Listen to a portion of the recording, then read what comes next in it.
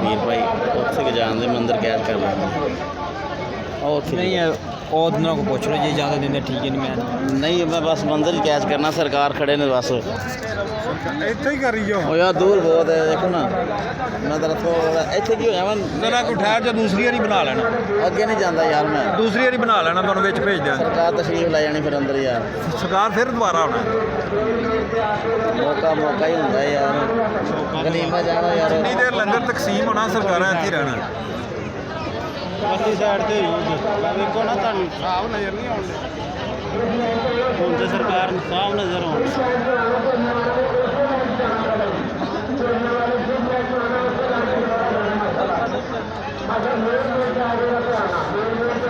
ਕਿਸੇ ਦਾ ਪੀਰ ਖਲੋ ਕੇ ਲੰਗਰ ਖਵਾਉਂਦਾ ਗੁਲਾਮਾਂ ਨੂੰ ਕਿੱਥੇ ਹਾਏ ਹਾਏ ਕੁਰਬਾਨ ਦੇ ਕਦਮਾਂ ਤੋਂ ਕੁਰਬਾਨ ਇਹਦਾ ਕਈਆਂ ਥਾਵਾਂ ਤੇ ਪਤਾ ਨਹੀਂ ਹੁੰਦਾ ਕਿਤੇ ਕੋਈ ਖਾਣ ਡਿਆ ਉਹ ਸਾਈਂ ਕਾਹਦਾ ਹੁੰਦਾ ਜਿਹਨੂੰ ਪਤਾ ਉਹ ਸਾਈਂ ਨਹੀਂ ਹੁੰਦਾ ਵੇਖੋ ਨਾ ਹੁਣ ਕੋਲ ਖਲੋ ਕੇ ਫੇਰ ਕਰਦੇ ਹਾਂਜੀ ਹੋਰ ਵੀ ਆਲੇ ਰਸੂਲ ਤੇ ਫਿਰ ਜਨਾਬ ਜਿਹੜਾ ਆਪਣੇ ਬੱਚਿਆਂ ਦੇ ਵਾਸਤੇ ਜਿਹੜਾ ਫਿਕਰਮੰਦ ਹੋਵੇ ਸਾਡੇ ਵਾਸਤੇ ਬੜੀ ਵੱਡੀ ਦਾਲ ਦੀ ਗੱਲ ਇਸੇ ਕਰਕੇ ਰੋਕੇ ਨਾ ਨਹੀਂ ਤੇ ਦੁਨੀਆ ਜਾਂਦੀ ਫਿਰ ਵੱਜਦੇ ਨੇ ਵਿੱਚ ਸਪੀਡ ਨਾਲ ਨਿਕਲ ਇਸ ਕਲਮ ਦੇ ਖਿਲਾਫ ਅਸੀਂ ਬਿਲਕੁਲ ਨਹੀਂ ਜਾ ਸਕਦੇ ਅਸੀਂ ਗੁਸਤਾਖ ਹੋਣਾ ਇਹ ਤੁਹਾਡੀ ਖਿਲਾਫ ਵਰਦੀ ਨਹੀਂ ਹੋਣੀ ਉਹਨਾਂ ਦੇ ਖਿਲਾਫ ਵਰਦੀ ਹੋਣੀ ਹਾਂਜੀ ਤੁਸੀਂ ਉਹਨਾਂ ਦੇ ਖਿਲਾਰੇ ਹੋਏ ਹੋ ਤੁਸੀਂ ਵੀ ਬੜੇ ਖੁਸ਼ ਨਸੀਬ ਹੋ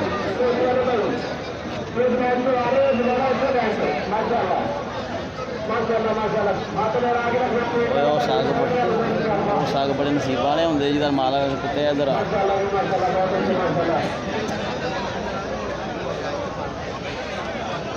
ਥੋੜਾ ਜਿਹਾ ਕੰਮ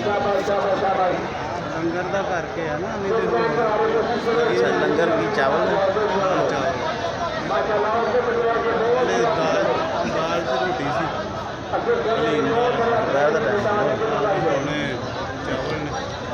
जिन्ने किसी ने लेना खाओ जिन्ने खाने देखो मेरे पीर दे फौजी है बंदे हाँ मेरे पीर दे फौजी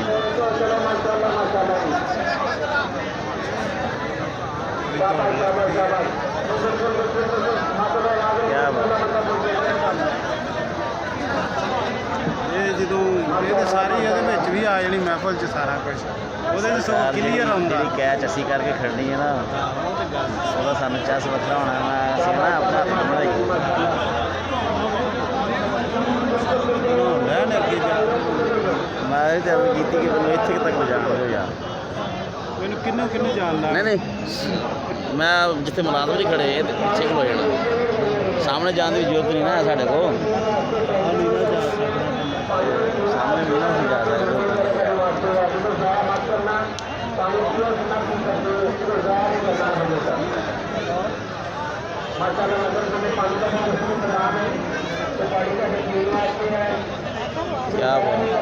क्या बात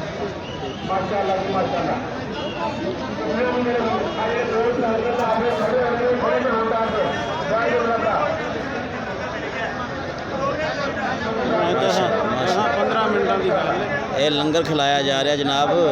ਅਲੀਪੁਰ ਸਈਦਾ ਸ਼ਰੀਫ ਆਸਤਾਨੇ ਤੇ ਸਾਰੀ ਫੌਜ ਮੇਰੇ ਮੁਰਸ਼ਦ ਦੀ ਹੈ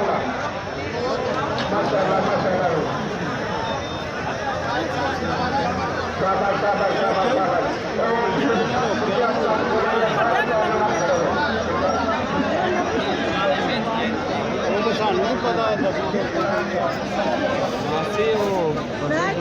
ਮਸਲਾ ਵੀ ਬਣਿਆ ਉਹ ਨਵੀਂ ਦੀ ਔਲਾਦ ਦਾ ਵੀ ਤੇ ਹੈ ਨਾ ਵਿੱਚ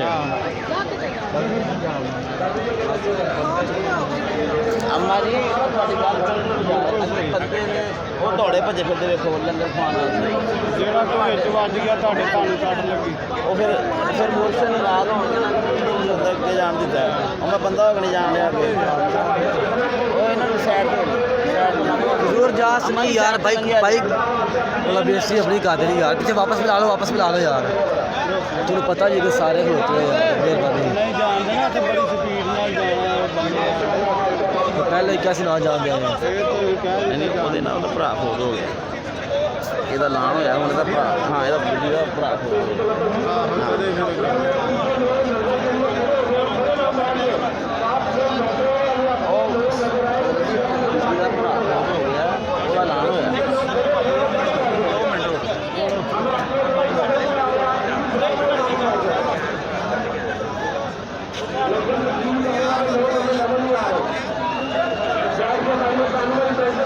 ਸ਼ਾਬਾਸ਼ ਸ਼ਾਬਾਸ਼ ਜਵਾਨੋ ਸ਼ਾਬਾਸ਼ ਜਵਾਨੋ ਨਿਕਲਣ ਡਿਆ ਕੋਈ ਸ਼ਾਬਾਸ਼ ਜਵਾਨੋ ਸ਼ਾਬਾਸ਼ ਜਵਾਨੋ ਤੇ ਆਵਾਮ ਨੂੰ ਰੋਕਿਆ ਸ਼ਾਬਾਸ਼ ਸ਼ਾਬਾਸ਼ ਜਵਾਨੋ ਸ਼ਾਬਾਸ਼ ਪੂਰੇ ਲੈ ਆਉਣਾ ਸੀ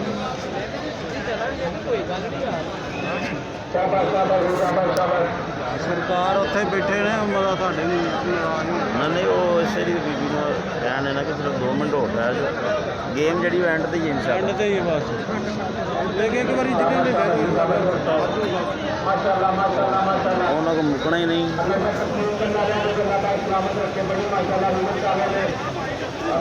ਅੱਜ ਤੋਂ 2 ਸਾਲ ਪਹਿਲੇ ਨਾ ਜੀ ਮਜਲਿਸ ਸ਼ੁਰੂ ਹੋ ਗਈ ਨਾ 2 ਮਹੀਨੇ ਪਹਿਲੇ ਤੇ ਸਾਨੂੰ ਕੰਮ ਕੀਤਾ ਗਿਆ ਤੇ ਅਸੀਂ ਹਾਜ਼ਰ ਹੋ ਗਏ ਫਰਮਾਇਆ ਆਪਨੇ ਯਾਰ ਪਿਛਲੇ ਸਾਲ 'ਚ ਕੋਈ ਕਮੀ ਬੇਸ਼ੀ ਹੋਈ ਤੇ ਦੱਸੋ ਐਤਕੀ ਨਾ ਹੋਵੇ ਲਾਂਗਰੀ ਨੂੰ ਬੁਲਾ ਕੇ ਫਰਮਾਇਆ ਉਹ ਦੇ ਕੇ ਖਰਾਬ ਹੋਈ ਸੀ ਜੀ ਸਰਕਾਰ ਫਰਮਾਇਆ ਤੂੰ ਬੇਬੁਝੀ ਸਾ ਤਾਂ ਖਰਾਬ ਹੋਈ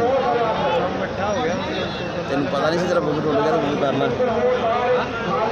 ਬੇਬੁਝੂ ਲੰਗਰ ਪਕਾਏ ਤੇ ਲੰਗਰ ਉਸ ਵੇਲੇ ਖਰਾਬ ਹੋ ਜਾਂਦਾ ਸਹੀ ਗੱਲ ਹੈ ਹਾਂਜੀ ਇਹ ਕਰਾਮਤ ਹੈ ਜ਼ਿੰਦਾ ਕਰਾਮਤ ਹੈ ਇੱਥੇ ਅਸੀਂ ਆਪਣੀ ਅੱਖੀ ਵੇਖਿਆ ਜੇ ਕਿਸੇ ਨੇ ਚੱਖ ਲਿਆ ਲੰਗਰ ਪਕਾਉਣਾ ਚੱਖ ਲਿਆ ਇਹ ਵੀ ਖਰਾਬ ਹੋ ਜਾਂਦਾ ਅੱਛਾ ਜੀ ਹਾਂ ਹਾਂਜੀ ਬੇਬੁਝੂ ਕਿਸੇ ਨੇ ਲੰਗਰ ਪਕਾਇਆ ਨਾ ਬੇਬੁਝੂ ਛੂਇਆ ਲੰਗਰ ਖਰਾਬ ਹੋ ਜਾਂਦਾ ਜੇ ਕਿਸੇ ਨੇ ਚੱਖ ਲਿਆ ਨਾ ਚੱਖਦੇ ਨੇ ਨਾ ਭਾਈ ਉਹ ਵੀ ਦੇਖਿਆ ਤਾਂ ਖਰਾਬ ਹੋ ਜਾਂਦਾ ਇਹ ਜ਼ਿੰਦਾ ਕਰਾਮਤ ਹੈ ਅੱਜ ਦੇ ਦੌਰ ਦੀ ਇਹ ਇੱਥੇ ਐਵੇਂ ਇਹ ਸਾਡੇ ਸਾਹਮਣੇ ਹੋਈ ਇੰਨੀ ਆਵਾਮ ਹੁੰਦੀ ਸਾਡੇ ਸਾਹਮਣੇ ਹੋਈ ਔਰ ਸਰਕਾਰਾਂ ਨੇ ਫਿਰ ਹੁਕਮ ਫਰਮਾਇਆ ਕਿ ਜਦੋਂ ਰੱਬ ਨੂੰ ਖਤਮ ਹੋ ਜਾਏ ਤਾਂ ਵਜੂ ਲੰਗਰ ਦੇ ਕੋਲ ਨਹੀਂ ਹੋਣਾ ਵਜੂ ਕਰੋ ਫਿਰ ਟਾਈਮ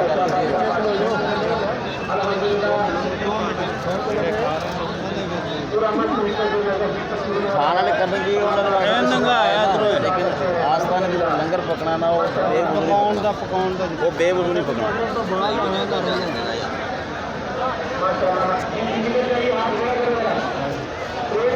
ਦੇਖੋ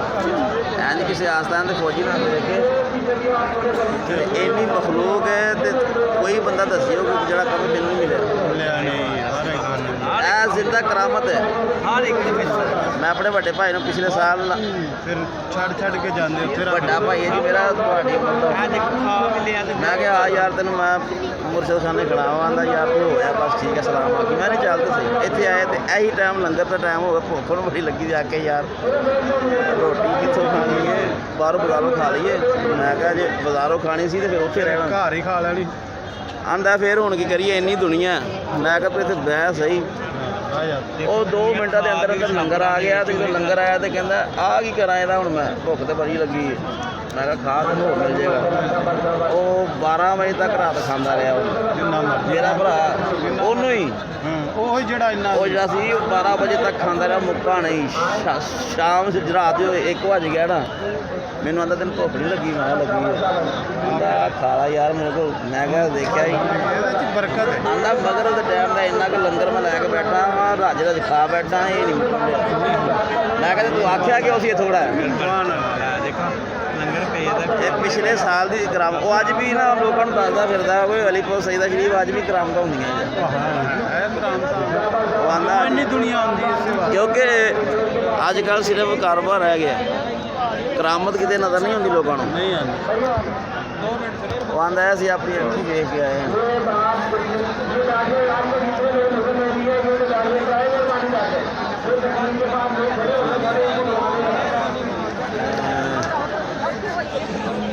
ਕਦੋਂ ਕੁ ਆ ਗਏ